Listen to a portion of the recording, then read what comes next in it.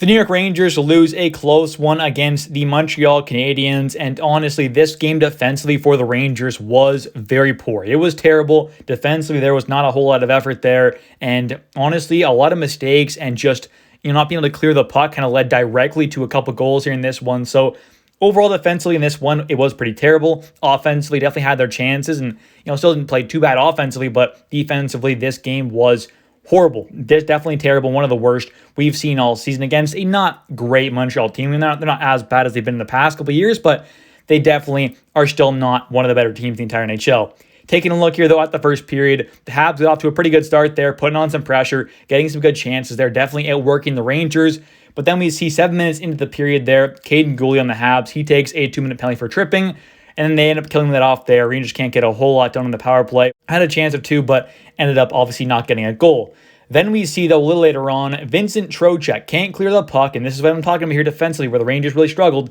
Trocheck can't clear the puck. David Savard stops at the blue line. He passes over to Jake Evans, who gives it right over to Brendan Gallagher. He waits a second and then buries it and beats Jonathan Quick there to make things 1-0 Montreal. So not great there defensively. I mean, this bad defensive play by Trocheck, not being able to clear the puck there, directly led to this goal. So overall, by the whole entire team pretty much in this one, it just was a pretty poor performance defensively.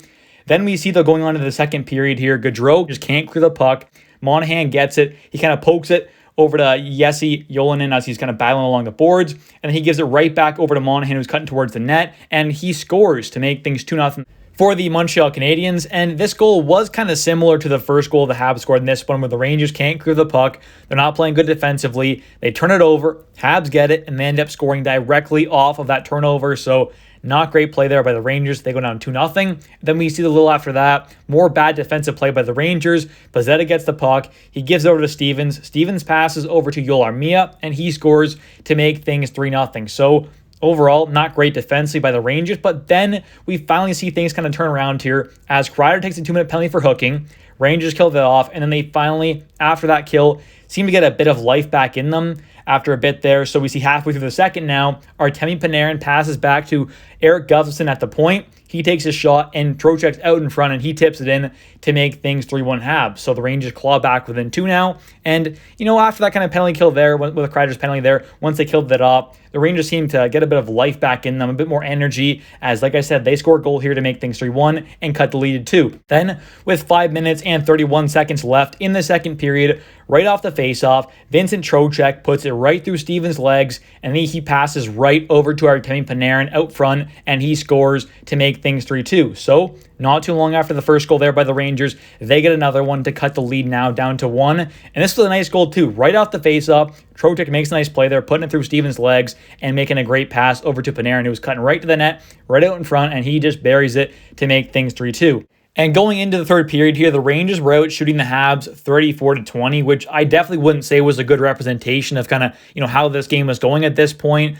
I do think the Habs were the clear better team in the first two periods, but Rangers are up 34-20 on the shots going into the third. And then about halfway through, we see Jimmy Vesey make a pass back to Adam Fox at the point, and he takes a shot with some bodies out in front, and it gets by Montembeault to tie things up at 3, and it was Foxy's first goal since October 28th, so it has been a very long time since he scored, but at least he got a goal in this one to tie things up here, and ended up going to overtime where no one scored, although there was a lot of good chances both ways. No one scored. It goes to a shootout where Cole Caufield is unfortunately the only player for either team to end up scoring in the shootout there, as he beats Jonathan Quick with a nice low right shot there, just beating him right under the glove there, right by that pad, and unfortunately goes into the back of the net for the game winner there. So that ends things off there. The Rangers lose 4-3 in a shootout to the Montreal Canadiens. And, defensively, this was a pretty horrible game for the Rangers. But offensively, I would say the Rangers were pretty good in this one. Obviously, outshot the Habs by quite a bit. They had 48 shots total there. Obviously, Montembeault played great, stopping 45 out of 48 shots there. Rangers had a lot of good chances. Montembeault made a lot of great saves. And taking a look here, though, at some interesting stuff. I mean, Brendan Othmann only had 7 minutes and 16 seconds on the ice. So not ideal for the rookie. They're obviously a very young guy who needs to get more ice time to develop. So hopefully the Rangers either make the decision of moving him up to that top line there, which I think they should take a look at, because that top line, Zibanejad, Kreider, and Wheeler, just hasn't been the best overall. So I think trying to switch that up there moving up Othman the top line there, the top line right wing spot could be a potentially decent move. And obviously just kind of testing things out there with the rookie, see how he does. I think that would be pretty beneficial for the Rangers and Othman. Or they should probably look to either send him back down so he can continue to get top line minutes in the AHL, or keep him on that third line there, but at least give him some more ice time, because 7 minutes is just not enough. But we'll see what Laviolette does moving forward. Either way, though, guys, thank you so much for watching. If you have enjoyed, please smash the like button. Don't forget to comment down below your guys' thoughts on this video. Thank you so much for watching. I'll catch you in the next one. And don't forget to subscribe for daily New York Rangers content.